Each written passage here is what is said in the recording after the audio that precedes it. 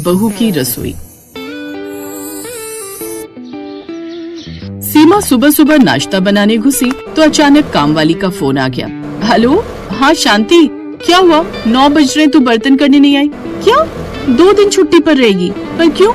Hello hello, अरे phone काट दिया। जरा बताती हूँ क्या हुआ बहू, किस पर गुस्सा कर रही हो? शांति 2 दिन की छुट्टी लेकर फिर चली गई, परसों आएगी। बोली नहीं क्यों की छुट्टी, फोन काट दिया। बहू इस महीने कितनी छुट्टियाँ ली हैं शांति ने? 3 ले चुकी है पापा जी। लिख लो डायरी में, 4 से ऊपर लेगी तो काट लेना पैसा। बर्तन तो कर लूं पहले, रसोई साफ करूंगी फिर बनाऊंगी कुछ। अरे बहू रात की दाल रखी है, मैं दाल का आटा गूंथ कर पराठे बना देती हूँ, तब तक तुम बर्तन धो लो। मम्मी आप आज फिर दाल के पराठे बना रही हैं? पता नहीं हमारे घर में ये रात की बची हुई चीजों पर एक्सपेरिमेंट क्यों होता है। खासकर रात की दाल पर। दादी को तो कुछ न मिले तो बस दाल के पराठे याद आते हैं। मेरी सहेली है पायल, उसके घर एक दिन कॉलेज से आते हुए मैं चली गई भाई साहब। पहले तो उसका इतना आलीशान घर है, ऊपर से रसोई इतनी बड़ी है ना मम्मी, समझ लो हमारी 3 रसोई मिलकर 1 रसोई बनेगी। अब सुनो, दीपा अपनी बात कहे जा रही थी और सीमा बर्तन कर रही थी। लगभग सबका ध्यान दीपा की तरफ था, मानो दीपा किसी नई पिक्चर की स्टोरी सुना रही हो। सबसे पहले तो इतना बड़ा डाइनिंग टेबल, मैं पायल के साथ बैठ गई। डाइनिंग टेबल, वो आपने देखा है दादी जैसा डाइनिंग टेबल वो सास बहू सीरियल में होता है, एक जग में, वो भी कांच का जग जिसमें ऑरेंज जूस होता है। पीना किसी ने नहीं, बस शो ऑफ के लिए। एक जग में दूध था, एक केतली चाय की भी रखी हुई थी। नौकर ये मक्खन लगा लगा कर आलू के पराठे ला ला कर रख रहे थे, पर सबने खाया क्या?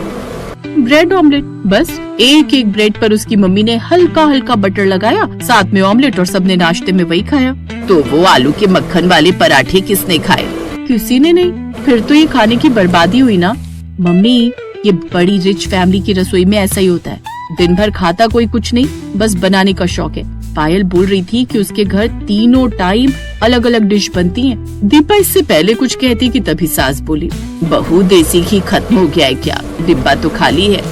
देसी घी खत्म हो गया? अभी पिछले हफ्ते तो आधा किलो लाया था। क्या करते हो घी का? इतना देसी घी 1 हफ्ता चलेगा तो फिर तो बजट हिल जाएगा ना। अरे तो मैं घी पी थोड़ी जाती हूँ, वैसे भी 1 हफ्ता हुआ नहीं, 10 दिन चल गया। आधा किलो देसी घी होता ही कितना है। और हाँ, राशन भी लाना है, बहुत सी चीजें खत्म हो गई हैं। अब ये मत कहना कि राशन कैसे खत्म हो गया, घर है तो चीजें तो खत्म होंगी। बहू ये शहद की शीशी फेंकना मत, इसे भी धो दो। तुम्हारे बाबूजी अनारदाने की गोलियां लाए थे, इसी में डाल कर रख दूंगी। माँ जी वो चूरन की गोलियां इस डिब्बे में डाल दो, हाजमोला की शीशी खाली हो गई है। मम्मी और दादी को तो बस हर चीज में बचत दिखाई देती है। हमारी रसोई से अच्छी तो पायल की रसोई है, वहाँ ऐसी शीशियों में सामान नहीं दिखता। अब सीमा को गुस्सा आ गया। पहले वो गर्मी में इतने ढेर सारे बर्तन कर रही थी, एग्जॉस्ट फैन ऐसे घूम रहा था जैसे पैसेंजर ट्रेन। थोड़ी थोड़ी देर रुककर धक्के से चलना। दीपा, वंश, दादी पराठे बना रही है, आकर ले रहे हो नाश्ता या बंद करवा दूं गैस? और गैस से याद आया, गैस का बिल कितना आया है? अंकित जरा अपने फोन में मैसेज चेक कर। हाँ देखता हूँ। माँ थोड़ी सी मलाई देना। रात की कोई सब्जी नहीं रखी क्या? रात को क्या बनाया था? दाल। दीपा परसों रात का एक करेला रखा होगा, फ्रिज में से निकाल कर माइक्रोवेव में गर्म करके पापा को दे दो। दीपा जैसे ही माइक्रोवेव ऑन करती है, एक चिंगारी के साथ वो बंद हो जाता है। दोबारा चला, ये भी सर्विस मांग रहा है। सुनो, नई चिमनी तो इस जन्म में मिलने से रही, कम से कम ये एग्जॉस्ट ही ठीक करवा दो। हाँ ठीक है, अभी बुला लाता हूँ। वो शाम को बोल दियो आ जाएगा। मोहन ज्यादा पैसे मांगता है। ठीक है पापा।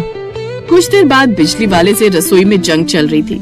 बाबूजी 250 रुपए हुए, 2 पार्ट बदले इसके। देख श्याम, पहले मोहन को बुलाते थे और अब वो ज्यादा पैसे मांगता है। तुझे इसीलिए बुलाया है कि तेरा काम भी सही है और तू पैसे भी सही लेता है। अब रख ले, ठीक है, 150 रुपए। 150 रुपए देकर युद्ध समाप्त हो गया। पर अगले दिन एक और नई मुसीबत आ गई। ये फ्रिज का पानी भी ठंडा नहीं हो रहा। अंकित, दूध भी फट गया, तुम फ्रिज वाले को फोन कर दो, देख जाएगा। गैस खत्म हो गई होगी। एक काम कर अंकित, वो दिनेश फ्रिज वाला है ना, उसे फोन कर दे। पापा वो दुकान तो कब की बंद हो गई? पापा मैं ऑनलाइन देखती हूँ, कोई फ्रिज सर्विस वाला होगा। पैसे ज्यादा ना मांगे। पापा जी वो तो फ्रिज देखकर ही बताएगा फ्रिज में हुआ क्या है। दीपा ऑनलाइन फ्रिज वाले को बुलाती है। गैस खत्म हो गई, 1800 रुपए लगेंगे। 1800 रुपए? अरे अरे तो कोई जुगाड़ कर दो भैया, इतने पैसे सही लगा लो भैया, 6 महीने की गारंटी दूंगा। पर अरे कुछ कम में काम हो जाए, कुछ ऐसा कर दो। तो एक काम करो अंकल जी, अभी इसमें आधी गैस पड़ी हुई है, मैं जितनी खाली उतनी भर देता हूँ, उसमें से 800 कम हो जाएगा। अब जब तक चल जाए, वैसे आराम से काफी चल जाएगी। ठीक है तो डाल दो भाई। फ्रिज वाला 800 में फ्रिज ठीक करके चला जाता है। ये हम मिडिल क्लास वालों के साथ अक्सर ऐसा ही होता है। चलती रहे तो सालों चले और एक चीज खराब हो तो सारी चीजें एक साथ खराब हो जाती हैं। सीमा की रसोई में भले ही जुगाड़ चलता था, पर उस जुगाड़ में भी ढेर सारा प्यार छिपा होता था। जैसे कि उदाहरण के तौर पर एक दिन यही लेते हैं जब जीते रहो वंश बेटा, भगवान तुम्हें तरक्की दे। दीपा देख, तेरे से ज्यादा नंबर लाया है मेरा वंश। वो तो है, तो क्यों ना आज के दिन हम सब मिलकर इस खुशी को सेलिब्रेट करें। हाँ पापा, चलो ना आज कहीं बाहर चलते हैं। ठीक है, रेस्टोरेंट चलते हैं। पर मैंने तो राजमा उबालने के लिए रख दिए। कोई बात नहीं बहू, राजमा कल काम आ जाएंगे। कभी कभी तुम्हें भी तो आराम चाहिए। हाँ हाँ चलो, बढ़िया रिजल्ट आने की खुशी में होटल चलेंगे। उस दिन सब लोग मिलकर वंश के अच्छे नंबर आने की खुशी में होटल पहुंचते हैं। अभी सब बैठे ही थे कि तभी दीपा की नजर उसकी सहेली पायल पर जाती है। पायल? अरे ये तो पायल है। पायल, पायल, अरे दीपा तुम? हाँ, वो वंश का रिजल्ट आया, उसी खुशी में हम यहाँ डिनर के लिए आए। और तुम? वो आज मॉम डैड किसी पार्टी में गए हैं, तो अपने और भाई के लिए कुछ खाने लेने आई थी। कुक छुट्टी पर है, वरना वो बना जाती है। मम्मी नहीं बना कर गई कुछ? मॉम खाना नहीं बनाती है, कुक ही बनाती है। अच्छा मैं चलती हूँ, बाय। भाई बाहर वेट कर रहा है, बाय। पायल के जाने के बाद सब सीमा की तरफ देख रहे थे। माँ जी, वो दीपा क्या कह रही थी? रिच फैमिलीज में डाइनिंग टेबल पर जूस, दूध, चाय, पराठे, ये वो ऐसा वैसा। अरे बच्चों, हम मिडिल क्लास लोगों की एक बस यही खासियत होती है, परिवार और रिश्तों को साथ लेकर चलते हैं। दूर के ढोल सुहावने होते हैं दीपा बिटिया। मम्मी और आप दोनों हम सबका बहुत ख्याल रखते हो। और मम्मी, आपकी और दादी की रसोई सबसे बेस्ट रसोई है, जहाँ हमें आप दोनों के हाथ का बढ़िया बढ़िया खाना खाने को मिलता है। और फिर सब हंसी खुशी मिलकर होटल में खाना खाते हैं। अगली दोपहर अचानक नई चिमनी देखकर सीमा हैरान रह जाती है। चिमनी? हाँ, अब मेरी माँ और पत्नी सारा दिन गर्मी और धुएं में खाना बनाती, तो मेरा भी तो फर्ज बनता है कि मैं दोनों की सेहत का ख्याल रखूं। चिमनी के सही रेट मैंने लगवाए थे जानकी। सबके चेहरे पर खुशी आ जाती है। यही तो है मिडिल क्लास फैमिली का अपनों के लिए फिक्र और अपनापन, जिसमें छोटी छोटी चीजों से बड़ी बड़ी खुशियों को पाया जाता है।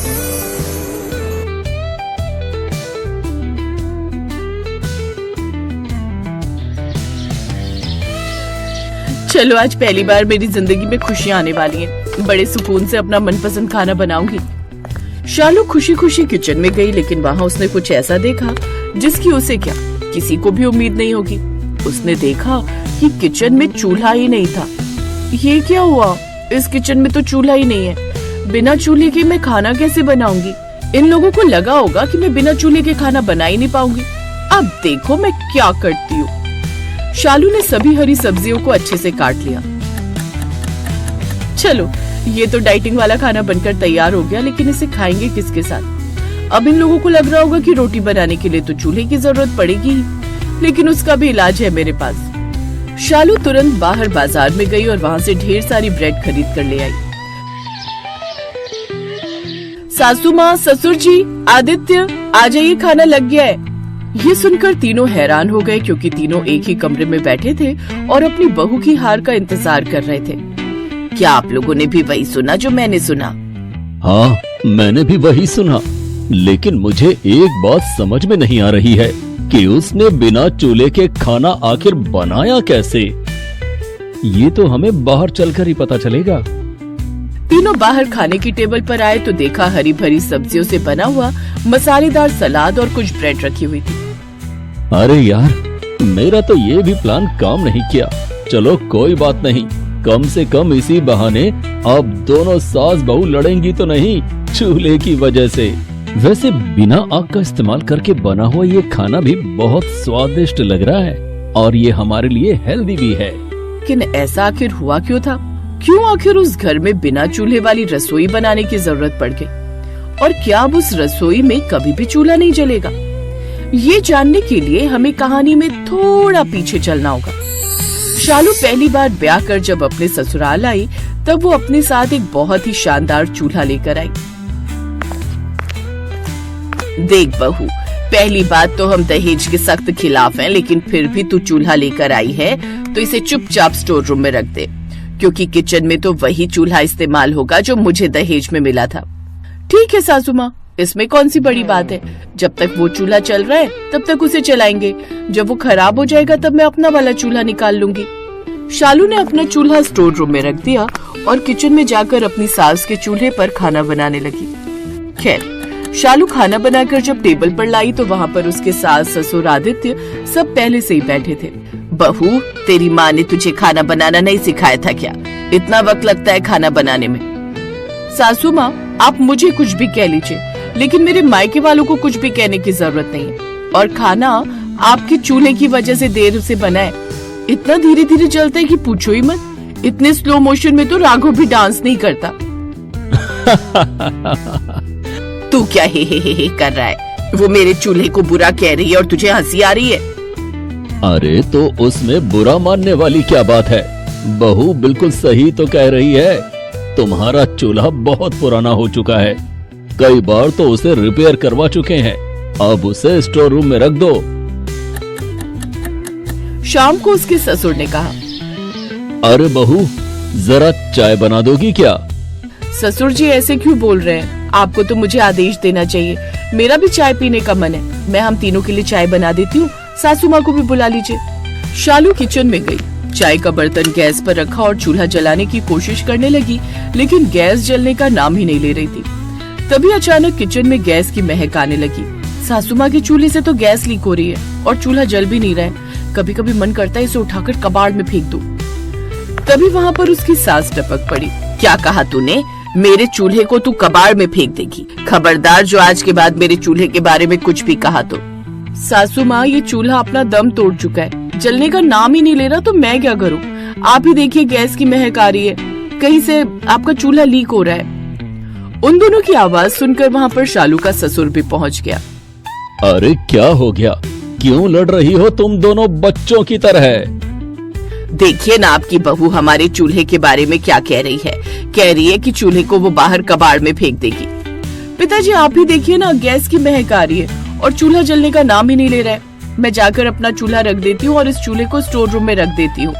अच्छा, मैं भी तो पुरानी हो गई हूँ, मैं भी लीक करने लगी हूँ कहीं ना कहीं से, तो मुझे भी उठाकर तुम लोग स्टोर रूम में रख दो और कहीं से नई नवेली सास ले आओ। तुम तो बात का बतंगड़ बना रही हो। ठीक है, मैं तुम्हारा चूल्हा अभी रिपेयर करवा कर लाता हूँ।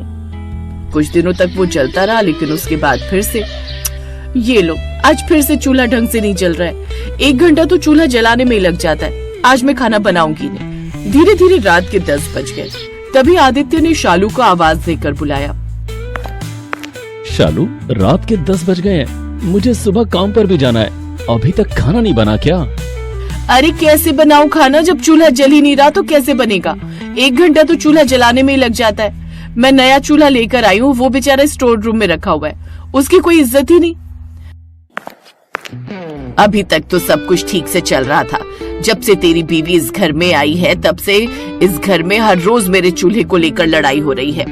ऐसा करती हूँ, इस चूल्हे को लेकर मैं ही इस घर से निकल जाती हूँ, फिर सारा मामला ठीक हो जाएगा। माँ, एक चूल्हे को लेकर इतना ज्यादा पॉजिटिव क्यों हो रही हो? हम लोग आपके चूल्हे को कहीं बाहर फेंकने तो नहीं जा रहे। उसे चुपचाप सजाकर स्टोर रूम में रख देते हैं। हर रोज आप उसके दर्शन कर लेना। शालू नया चूल्हा लेकर आई है, उसमें जल्दी खाना भी बन जाएगा। नहीं, रहने दो, मैं अपने चूल्हे को लेकर घर से भाग जाती हूँ, फिर तुम लोग अपने नए चूल्हे के साथ खाना बनाना।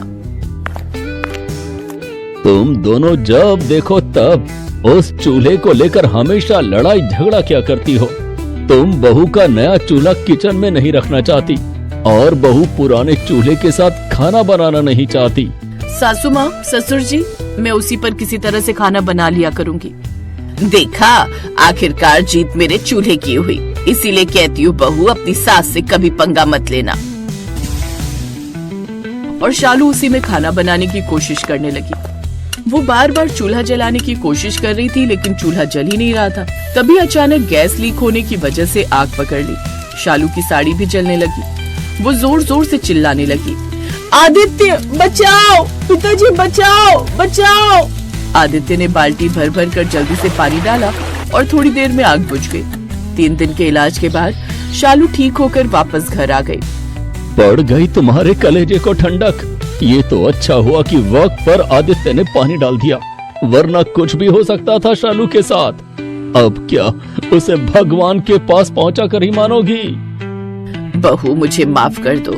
मुझे अपने चूल्हे पर अहंकार हो गया था। आज जो तेरे साथ हुआ है कल वो मेरे साथ भी हो सकता है। किसी की जिंदगी के साथ खिलवाड़ करने का मेरा कोई हक नहीं। आदित्य बेटा, मेरा चूल्हा स्टोर रूम में रख दे और जो चूल्हा बहू लेकर आई है उसे रसोई घर में